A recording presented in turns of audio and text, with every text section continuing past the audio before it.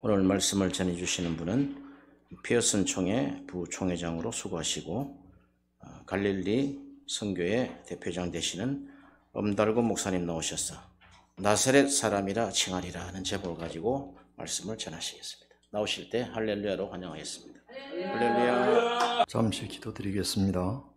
2023년을 살게 하시고 12월 오늘까지 저희들을 보호하시고 인도하시며 특별히 성탄과 송년을 맞이하게 할 수 있는 귀한 복된 날들 위해 저희 르완다 연합대학 사역을 위한 월정 기도회에 부족한 종이 말씀을 전하게 됨을 감사를 드립니다. 주께서 내 길을 통하여 내게 들려주시기를 제사와 예물을 기뻐하지 아니하시며 번제와 속죄제를 요구하지 아니하신다 말씀하신 하나님, 말씀을 전하게 하시기도 하고 듣게 하시기도 하시는 하나님, 은혜와 사랑의 하나님과 동행하는 일에 있어 듣고 전함이 중요함을 깨닫는 이 시간 되기를 원합니다. 무엇보다 진리의 말씀, 성령을 힘입고 전하게 하실 때 저희를 둘러싼 잡다한 배경의 장애 요소들을 물리치게 하옵시고 우리의 마음속에 미혹과 죄로 가득한 사이렌 소리들로 인하여 우리의 영적인 기문이 마음문이 닫혀지지 않게 하여 주옵소서. 이 시간 전하는 말씀을 통해 진리의 길 되신 주님과 동행케 되므로 장애의 벽을 뛰어넘는 통로를 찾아 나아가게 하옵시고 우리를 모든 죄의 멸망의 죄 가운데에서 구원하시기 위하여 성탄하신 예수 그리스도의 이름으로 기도드리옵나이다. 아멘. 박진호 교수님 나오시면 제가 질문을 하려고 그랬는데요. 우리 한번 질문을 제가 드릴게요. 제 질문에 답을 주시면 설교의 50%를 제가 단축하겠습니다.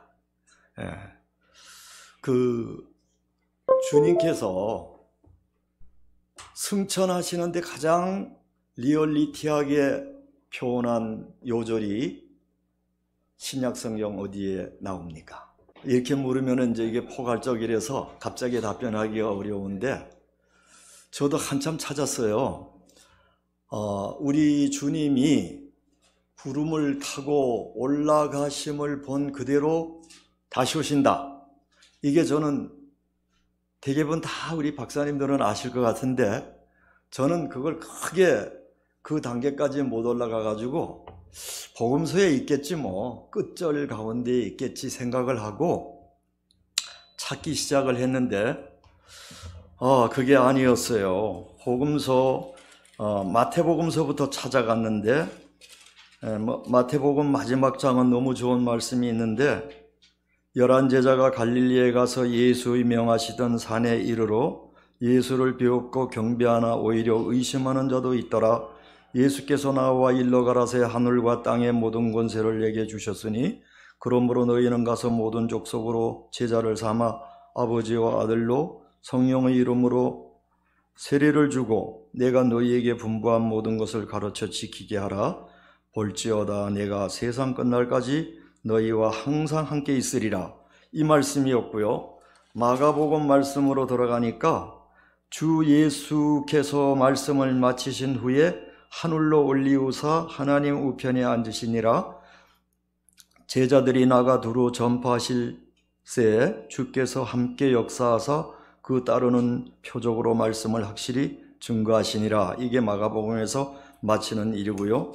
누가복음에는 또 어떻게 되어 있는가 하면은 예수께서 저희를 데리고 베다니 앞까지 나가서 손을 들어 저희에게 축복하시더니 축복하실 때에 저희를 떠나 하늘로 올리우시며 저희가 그에게 경배하고 큰 기쁨으로 예루살렘에 돌아가 늘 성전에 있어 하나님을 찬송하니라. 그리고 제가 특별히 좋아하는 요한복음에 있겠지 하고 또 보니까 이 일을 증거하고 이 일을 기록한 제자가 이 사람이라 우리는 그의 증거가 참인 줄 아노라. 예수의 행하신 일이 이외에도 많으니 만일 낱낱이 기록된다면 이 세상이라도 이 기록된 책을 두기에 부족할 줄 아노라. 이렇게 끝났어요. 사복음서에는. 야, 구름 타고 올라가심을 본 그대로 내려오셔야 된다라는 제목이 우리에게는 디테일하게, 그게 참, 이 복음서에서는 뭔가 좀 아쉬워, 5%가. 그래서 막 찾았는데 가까운 데 있어요. 사도행전에 1장에 나오는데 9절에 이 말씀을 마치시고 저의 보는 데에서 올리어 가시니 구름이 저를 가리어 보이지 않게 하더라. 올라가실 때에 제자들이 자세히 하늘을 쳐다보고 있는데 흰옷 입은 두 사람이 저희 곁에 서서 가로되 갈릴리 사람들아 어찌하여 서서 하늘을 쳐다보느냐? 너희 가운데에서 하늘로 올리우신 이 예수는 하늘로 가심을 본 그대로 오시리라 하였느니라. 이게 딱 찾아지니까 마무리가 딱 되는 거예요.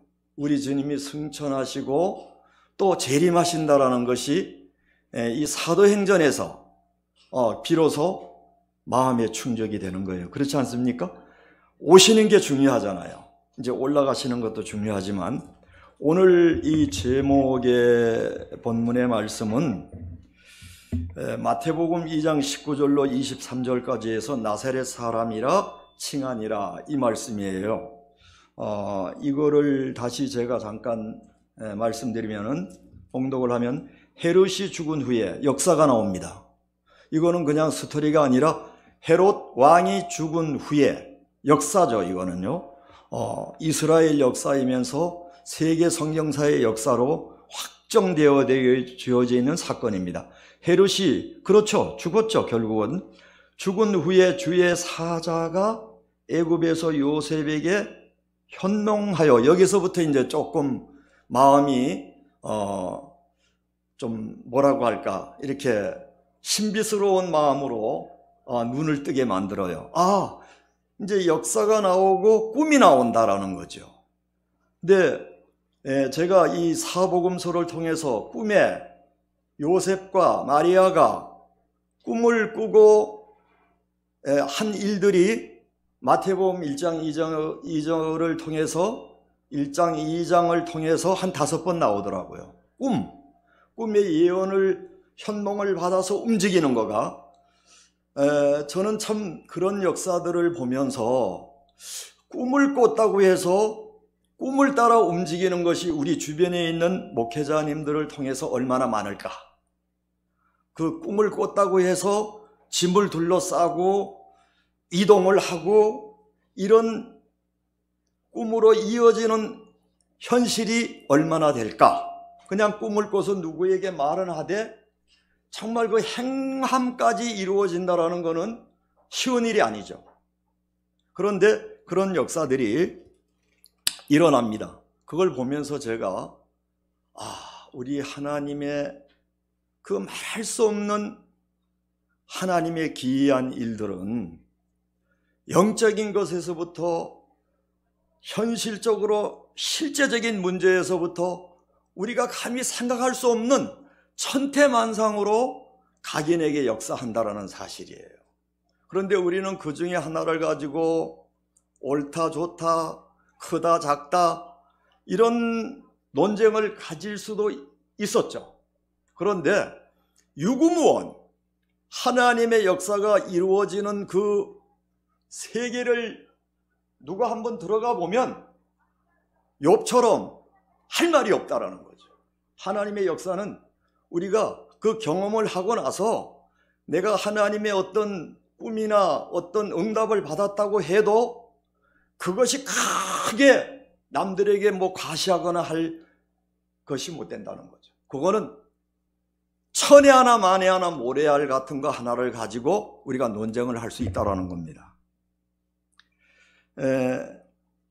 나사렛은 구약에서는 잘 나오지 않는 지역입니다. 나사렛은요. 나사렛 사람이라 칭하리라. 이거는 사람들이 했지만 우리 주님을 나사렛 예수라고 말씀을 드렸지만 구약에 있는 무수한 예언들을 이루려고 이 나사렛에서 30년 가까이 주님이 계시면서 나사렛 출신이라는 칭호를 받게 됩니다. 많은 사람들로부터.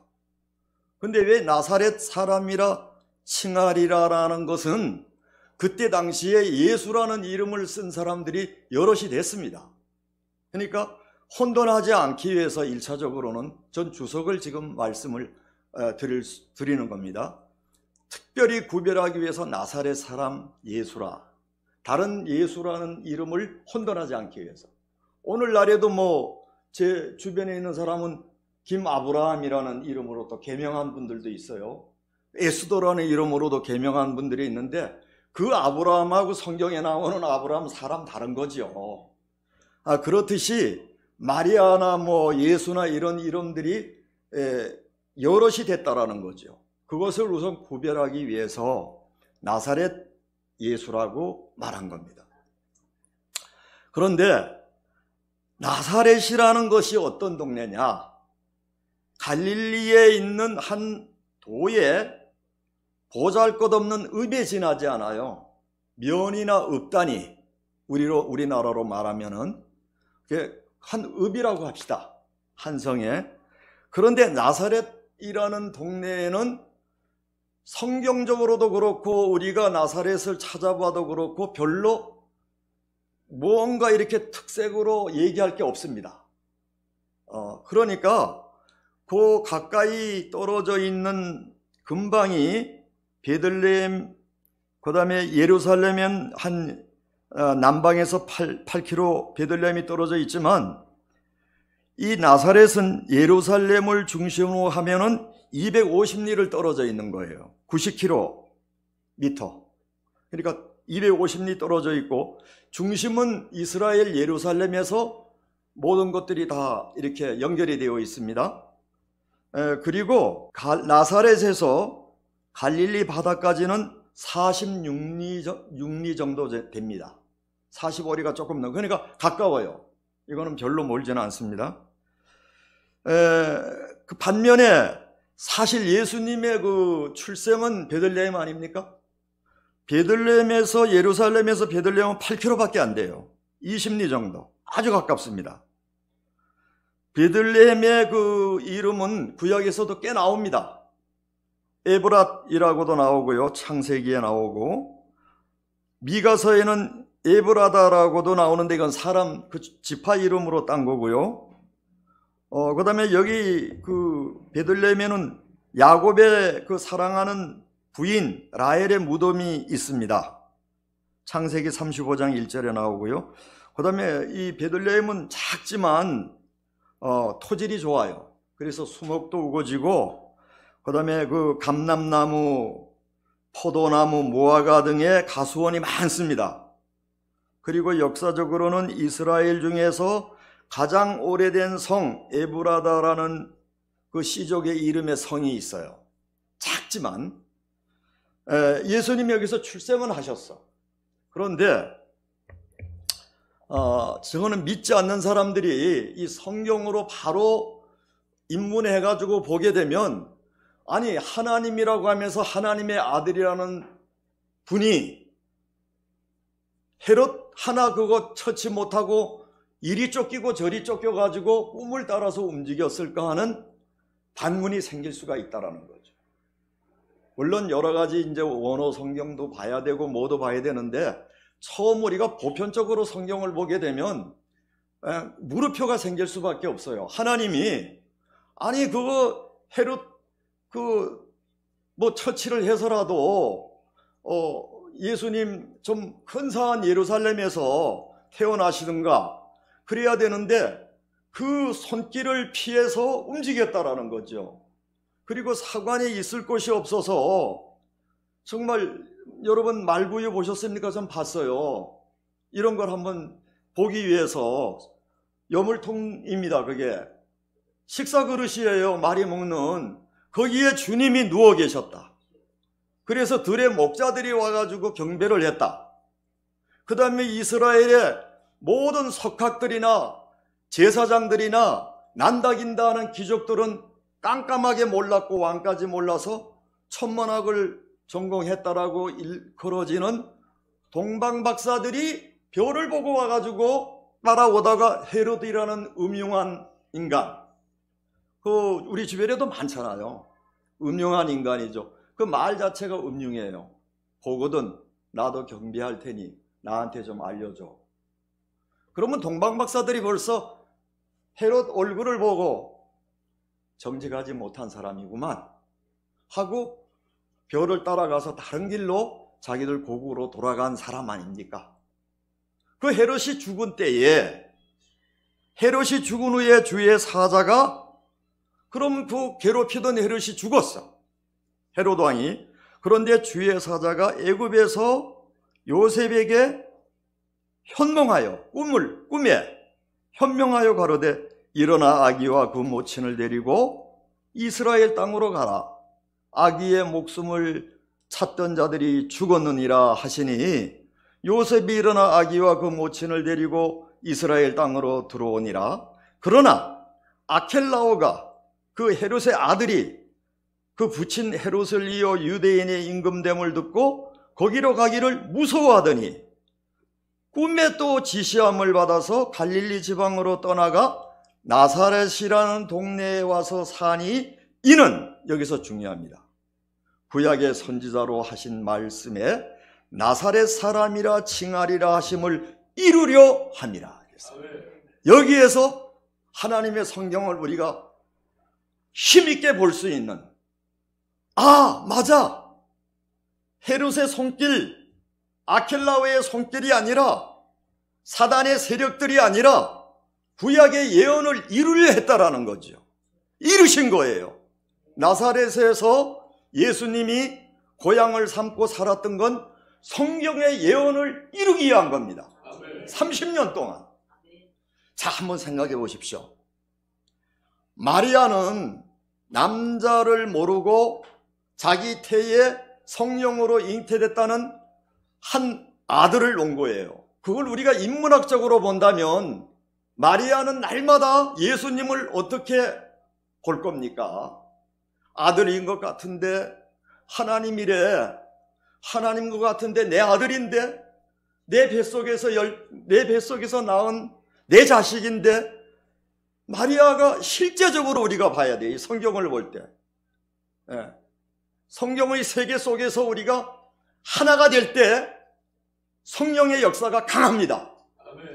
30년 동안이나 먹고 자고 길러주고 생활하고 30년 동안이나 예수를 어떤 눈으로 마리아가 봤을 거라냐 이 말입니다. 그런데 예수님 자신은 어땠을까요? 이것도 인문학적으로 보면 성경에서는 단순하게 되어 있지만 인문학적으로 보면 예수님이 하나님의 아들인 줄을 본인이 몰랐을까요? 알죠. 전능하신 왕이라고 그랬는데 그 이사야서에 보면은 모사라 전능하신 왕이라, 이건 전지전능하신 분이 어리다고 해가지고 자기가 하나님의 아들인 줄을 몰랐을까요? 저는 그것은 사람마다 다르겠지만 하나님을 위해서 내가 이곳에 머물러서 목수일도 하고 먹기도 하고 자기도 하고 심부름도 하고 이런 모든 일들이 하나님의 뜻에 따라 자기가 본인이 산다라고 확신했을 겁니다. 그분은 성경의 예언대로 살기 위해서 아무 무명한 나사렛에서 30년을 살았다. 아브라함이 심은 에셀나무처럼 영혼의 숲을 만들고 그늘을 만들어서 영혼들 방황하고 갈망하는 영혼들이 모여들 수 있는 영혼의 쉼터로 예비된 시간이 아닐까, 저는 또 그렇게도 생각을 해봅니다. 이런 것들이 참 제가 이 성경을 이리저리 살펴보면서 예수님의 그 탄생 사역과 그 이후에 이것을 연결해 볼 때 참 마음이 금년에는 너무 기쁘고도 또 나름대로 제 자신을 생각해 볼 때 애잔하면서도 제 자신이 예수님을 과연 얼마나 알까, 이런 내용들이 많이 소용돌이 쳤어요. 그러면서 그나마 그래도 매번 돌아오는 크리스마스 뭐 이거 해가지고 그냥 기쁘다 구주 오셨네 누가복음 하늘의 영광 땅엔 뭐 평화 이걸로 연중 행사처럼 드렸던 크리스마스가 아니고 진정한 그러니까 더 정확한 확실한 이런 정관사가 붙어있는 크리스마스 성탄절을 우리가 한번 생각해 봐야 되지 않느냐. 그거를 생각한 거예요. 그걸 찾았어요. 저는요. 우리가 드리는 이 크리스마스는 나쁘지는 않지만 이 세상 사람들 어울려서 1년 내내 마음이 설레게면서 기다리고 했던 이 성탄절은 세상 사람들과는 확연히 구분되어 있는 성탄이 돼야 된다. 그들은 망년회라고 하지만 우리는 송년회라는 말을 쓰듯이 그들은 크리스마스라고 해도 성경적으로 맞습니다. 그러나 우리는 더 성탄절이라는 개념으로 이 성탄절을 특별히 맞이하지 않습니까? 나사렛은 엄도성 목사님이 쓴 사전에 보면은 거룩이라는 말로 표현됐어요. 나사롯을. 그러면 왜 거룩일까? 그 거룩한 땅이 근데 제가 예수님이 태어남으로 인해서 또 하나 거룩이라는 뜻을 붙였지 않았을까 생각이 돼요. 구약에서는 나사렛이 거의 없거든요. 거론한 데가. 그러면 거룩한 곳 나사렛, 예수님 거룩하신 분이죠.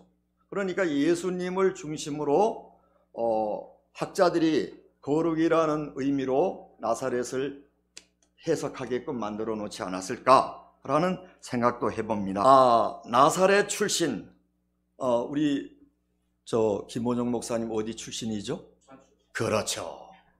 그러니까 사람들이 좀 알아줘요. 그래도 부산 출신 하면 뭐 막보지는 못해요. 그런데 뭐 저 같은 사람은 출신 지역이 별로 얘기를 하게 되면 어디라고 잘 이게 힘들거든요. 그리고 또 학교도 그렇잖아요. 어느 학교 출신이야? 예수님 나사렛 출신이라고 할 때 어떤 생각이 듭니까? 아유, 무슨 나사렛 출신이 여기 와 앉아 있어? 절로 가요, 당신. 여기는 좀 이름이 있는 명망가들이 앉아 있는 자리에 당신이 여기 앉아 있어. 취급을 받을 수 있는 지역의 사람이에요. 예수님은. 그 예수님이 그런 데를 예언을 이루시기 위해서 나사렛 출신으로 예수님은 살아간 거예요. 하나님의 뜻을 이루기 위해서. 서울하지만 서울에서 대통령, 우리 대한민국 대통령 냈습니까? 미안하지만 서울 출신 되시는 분들 아직 못 낸 것 같아. 서울서는요.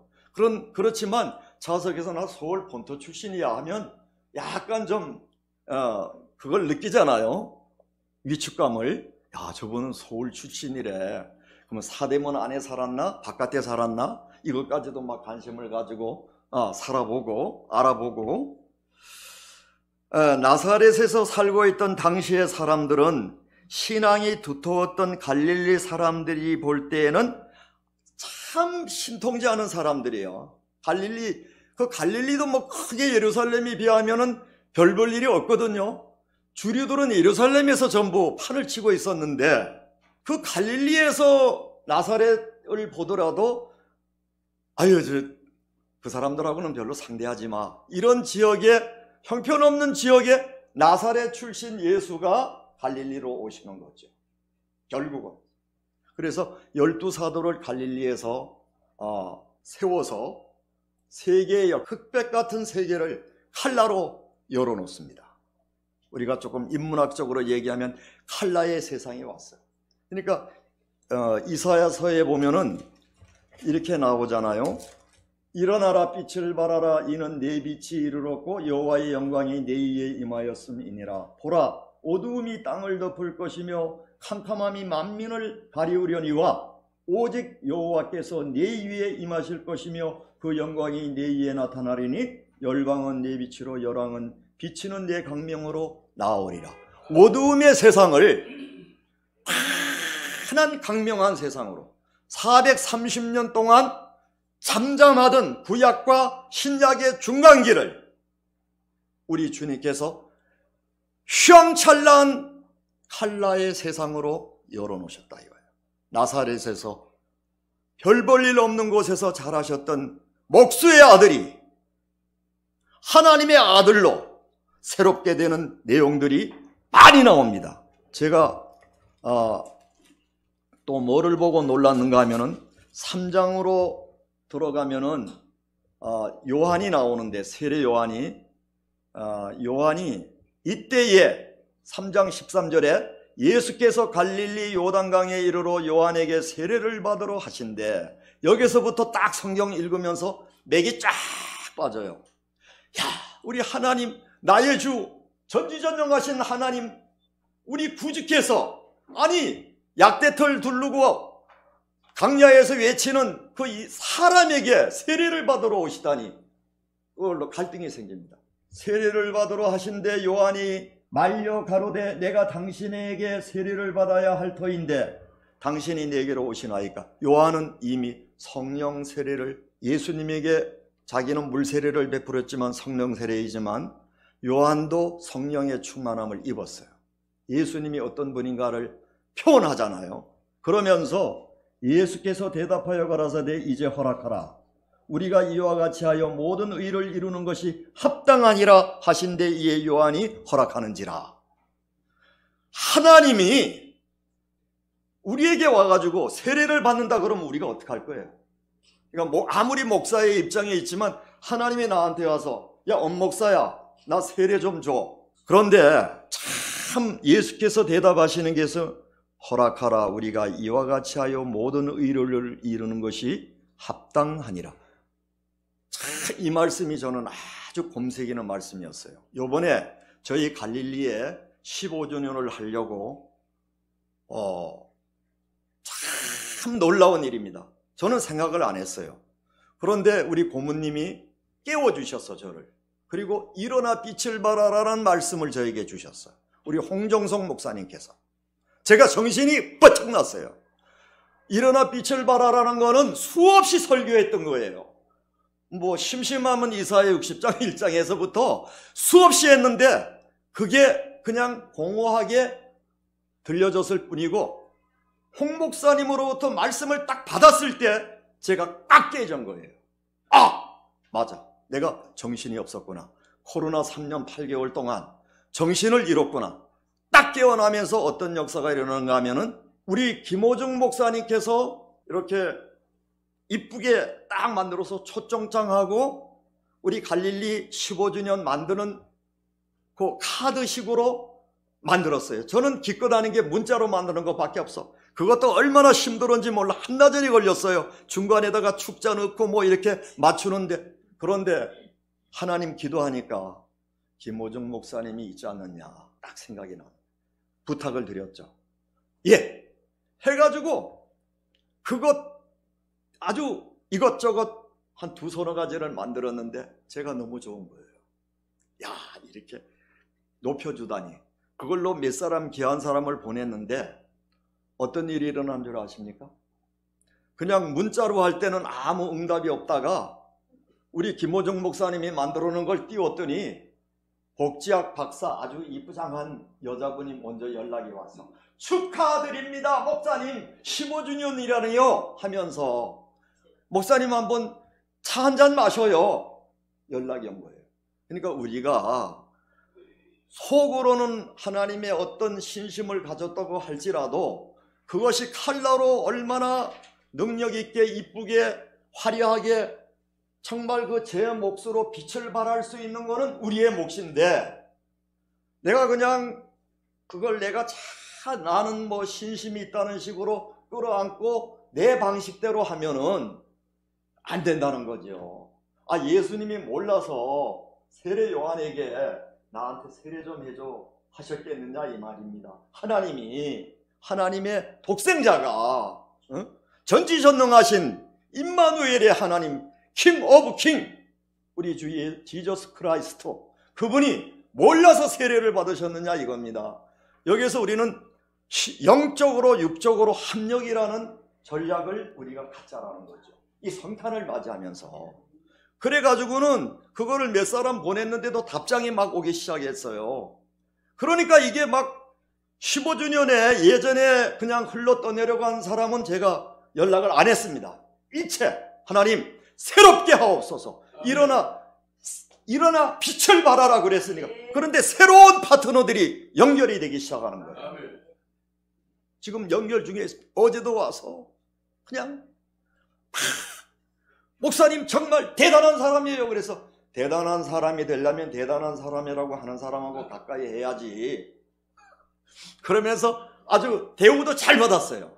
그러니까 우리가 어떤 전략을 가지고 어떻게 하느냐에 따라서 하나님이라는 우리의 가장 큰 소망인 예수 그리스도를 전할 때 세상에 우리보다 더 많은 지식이 있는 사람들을 깨뜨릴 수 있는 전략을 하나님이 주셨는데 우리가 눈여겨보지 않은 일이 많았다는 거죠. 나사렛 출신 예수, 나사렛 이방 문화의 영향을 받아서 이스라엘 주류 사회에서 소외된 곳이었고 구약 성경에는 언급이 거의 없었던 곳. 주님은 이곳에서 나와서 요한에게 세례를 받을 때까지 약 30년을 어떤 마음으로 살으셨을까? 그야말로 잃어버린 30년이 아니라 하나님의 뜻을 이루시기 위해 30년을 살지 않았을까? 저는 그렇게 생각합니다. 어느 누구나 대개 무리표를 가지고 삽니다. 이 노래들도 보면은 어떤 건지도 모르고 사랑을 얘기하고 뭐를 얘기하고 성공을 행복을 얘기했는데 나이가 썩 기울어가지고 60년이 넘어가고 70년이 넘어가면 그게 이제 느낌표로 바뀌어요. 이제 내가 헛살았구나. 이건 그래도 헛살았다고 느끼는 것이 철이 드는 거예요. 저 같은 사람. 헛살아서 내가 아는 것처럼 했지만 아무것도 모르고 팔싹동이처럼 날뛰고 다녔구나. 여기저기. 제가 가만히 한 걸 보니까 수석 총재까지도 했더라고. 우리 홍 목사님이 계시는 베드로 부흥사에서 수석 총재를 저에게 달아준 사람의 한번 따지고 싶어. 당신 나한테 수석 총재도 모자라서 수석 총재를 달아줬어. 그 베드로 부흥사의 회장 목사님이. 그래서 제가 무슨 목사, 정일량 목사, 거기서 신년회 때 그런데 우리 김호중 목사님 어떤 분인지를 우리가 아시는 분은 다 알지만 김호중 목사님의 내력을 잘 모르죠. 엊그저께 한국 기독교 개혁 운동 협의회라는 아주 단체가 있어요. 벌써 그 타이틀만 보더라도 엄청나잖아요. 기독교 개혁 운동 협의회. 거기를 제가 오라고 그래서 갔더니 총재야.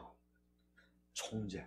여기서 내가 왔다 갔다 이러니까 김호중 목사 여기 갔다 그러니까 총재님이에요. 그런데 거기 계시는 분들이 이 르완다 하는 걸 전혀 모르더라고. 그래서 제가 한바탕 쏟아부었어. 그런 분이냐 이거야. 김호중 목사님이 그런 분인지 몰랐다는 거야. 총재인지도 모르고 르완다 하는지도 모르고 세월은 흘러서 5년, 6년, 7년, 10년이 넘어간다면 상관이 뭐가 이루어지겠어요. 상관이 이루어져야지. 우리가 몇 년 됐다, 안지가 10년 됐다, 20년 됐다, 30년 됐다 아무것도 몰라요. 노예 총회를 통해 가지고 할렐루야 뭐 해도 그 사람 아들이 있는지 딸이 있는지 뭔지 모릅니다. 그거는 진정한 상관이 아니라고 봐요. 우리 하나님과 상관이 있어야 된다는 거죠. 주님과 상관이 있어야 된다는 거죠. 우리 르완다와 상관이 있어야 된다는 거죠. 상관이 있어야 뭔가가 알아야 이해가 되고 사랑만 얘기했다가 뭔 때문에 저 사람 사랑해? 우리 선생님 집사님이 장로님이 나 이것도 모르잖아. 집사님이 하품 글 써준 걸 나는 얼마나 그 은혜를 받는지 몰라요. 사랑보다 더 중요한 건 이해라는 거. 평소에 제가 생각했던 거하고 딱 맞아떨어진 거야. 그러니까 그걸 갖다 내가 각색을 해가지고 얼마나 많이 써먹고 있는지 몰라. 그냥 구석에다가 천에% 놔두면 그거는 하나를 그대로입니다. 그걸 갖다가 막 응용을 해가지고 우리 선생님처럼 보다 더 멋지게 만드는 거예요. 제가. 보면 정말 맞는 말씀이에요. 상대방을 이해하면은요, 무조건 용서하고 사랑하자고 그래. 용서라는 게 뭔데? 사랑이 뭔데? 저 사람 알아 당신이? 뭔데 저 사람을 사랑해? 몰라. 허공에 메아리 치는 부스러기밖에 안 돼. 사랑이라는 거. 그 사람이 어떤 처지에 어떤 생각을 하면서 어떤 일을 하는 사람인가를 알고 이해가 돼야지 경계를 하든 사랑을 하든 상관을 하든 이루어지는 거지. 그래서 저는 오늘 2024년을 맞이하면서 우리 모두가 상관이 있는 루안다 연합대학 UL 회원들이 되시기를 바랍니다. 아멘. 이게 돼야 뭔가 24년도 역사가 일어나요. 뭐 아무것도 싸굴새를 사는지 아파트를 사는지 어디 운막 속에 사는지 전혀 모르는데 뭘 어떻게 하겠다는 거야. 상관이 있는 삶으로 새롭게 예수님이 갈릴리에 오셔서 상관이 있는 삶을 시작했던 것처럼 요단에서 세례를 받았었을 때 흑백의 세상이 칼라의 세상으로 변하게 하려고 그 과정을 거치면서 아멘. 대역사가 시작이 되지 않습니까? 아멘. 누구나 되게 무리표로 살았지만 신앙 안에서는 느낌표로 바뀝니다.